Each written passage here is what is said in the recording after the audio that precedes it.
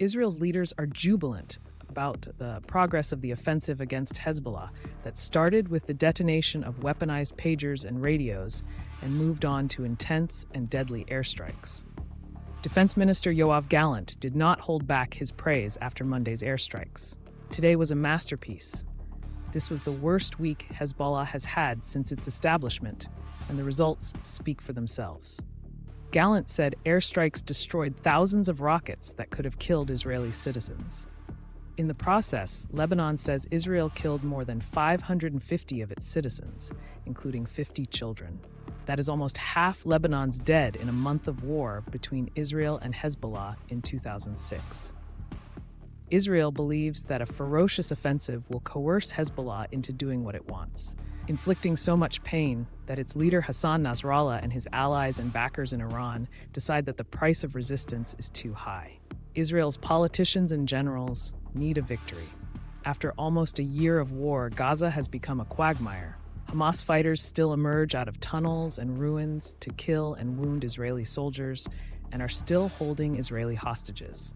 Hamas caught Israel by surprise last October. The Israelis did not see Hamas as a significant threat, with devastating consequences. Lebanon is different. The Israel Defense Forces, IDF, and the Mossad spy agency have been planning the next war against Hezbollah since the last war ended in a stalemate in 2006. Israel's leader, Prime Minister Benjamin Netanyahu, believes the current offensive is making big progress towards his declared objective of tipping the balance of power away from Hezbollah. He wants to stop Hezbollah firing rockets over the border into Israel. At the same time, the Israeli military says the plan is to force Hezbollah back from the border and to destroy military facilities that threaten Israel. Another Gaza? The last week in Lebanon brings back echoes of the last year of war in Gaza. Israel issued warnings to civilians, as it did in Gaza, to move out of areas about to be attacked. It blames Hezbollah, as it blames Hamas, for using civilians as human shields. Some critics, as well as enemies of Israel, said the warnings were too vague and did not give enough time for families to evacuate. The laws of war demand that civilians be protected and forbid indiscriminate, disproportionate use of force. Some of Hezbollah's attacks on Israel have hit civilian areas, breaking laws designed to protect civilians. They have also targeted the Israeli military.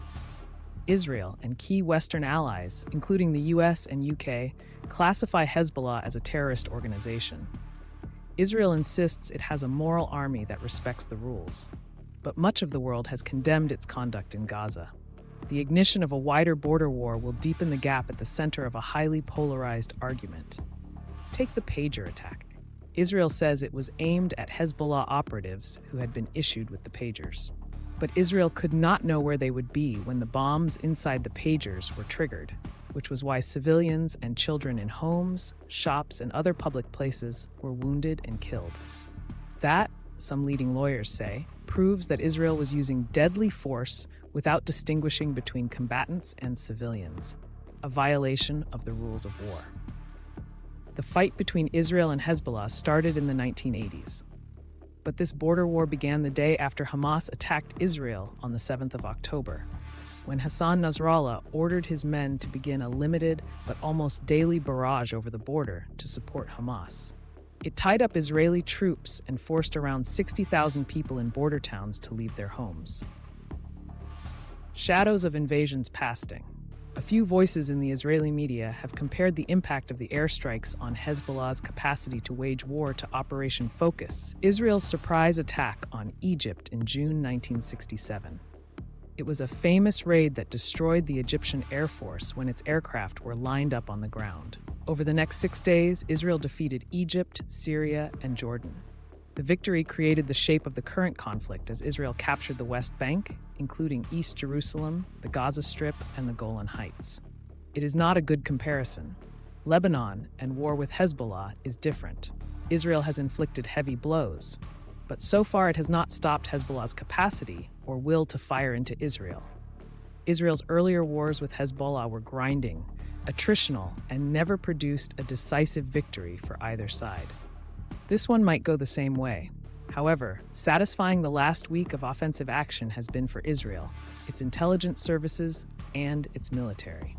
Israel's offensive rests on an assumption, a gamble, that a point will come when Hezbollah will crumple, retreat from the border, and stop firing into Israel.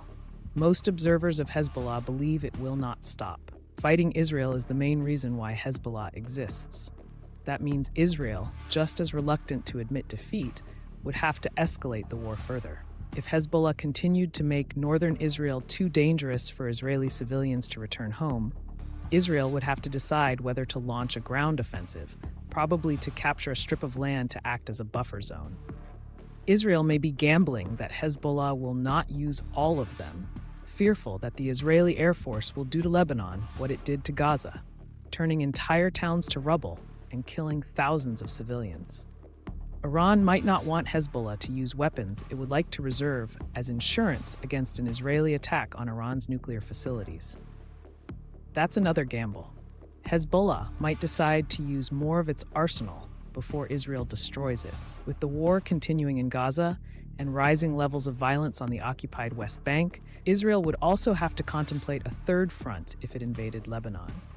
Its soldiers are motivated, well-trained, and equipped, but the reserve units that provide much of Israel's fighting power are already feeling the strain after a year of war. A diplomatic dead end. Israel's allies, led by the United States, did not want Israel to escalate the war with Hezbollah and do not want it to invade Lebanon. They insist that only diplomacy can make the border safe enough for civilians to return to their homes on either side of it. An American envoy has worked out an agreement, partly based on UN Security Resolution 1701 that ended the 2006 war. But diplomats have their hands tied without a ceasefire in Gaza. Hassan Nasrallah has said Hezbollah will only stop attacking Israel when the Gaza war stops. At the moment, neither Hamas nor the Israelis are prepared to make the necessary concessions that would produce a ceasefire agreement in Gaza and a swap of Israeli hostages for Palestinian prisoners. As Israeli airstrikes continue to pound Lebanon, civilians who are already struggling to provide for their families in a broken economy face terrible pain and uncertainty. Fear crosses front lines. Israelis know that Hezbollah could do them much worse damage than they have in the last year. Israel believes the time has come to be aggressive and audacious, to blast Hezbollah away from its borders. But it faces an obdurate, well-armed, and angry enemy.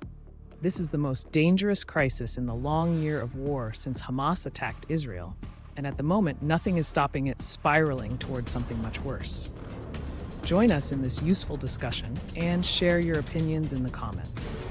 Don't forget to subscribe to the channel and activate the notification bell to receive all new updates.